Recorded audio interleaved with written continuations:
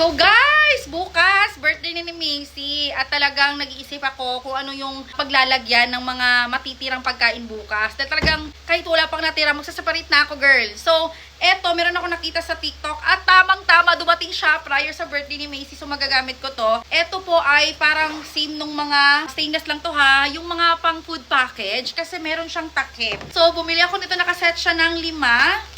Lima. Oh my God, may paglalagyan na tayo. At saka, this month din, di ba November na tayo ngayon? Happy Halloween! So, November na tayo ngayon. Ang ganap kasi this month is birthday ni Macy, binyag ni Jem, at saka birthday ni Habi. So, meron na tayong paglagyan sa mga pasobrang pagkain. Ayan.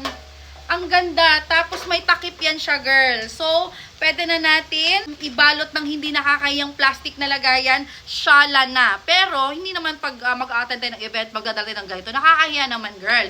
So, syempre, kung ikaw yung may-ari, ikaw yung may event, ay okay lang. Transparent na yung takip niya at kitang-kita mo yung laman. Naka-plastic cellophane pa to ha. Hindi ko palang na-remove kasi nga, diba sabi ko, bago pa lang to at naka-box pa siya. Tingnan nyo naman kanina. I think, meron pang bigger size or eto na. I'm not certain, nakalimutan ko kasi basta hinabol ko to ng order na sana dumating before sa birthday ni Macy. Kasi 60 packs yung catering na ano ko, pero hindi kami umabot ng 60 packs. So, nag-a-assume ako na merong matitira, especially with the lechon.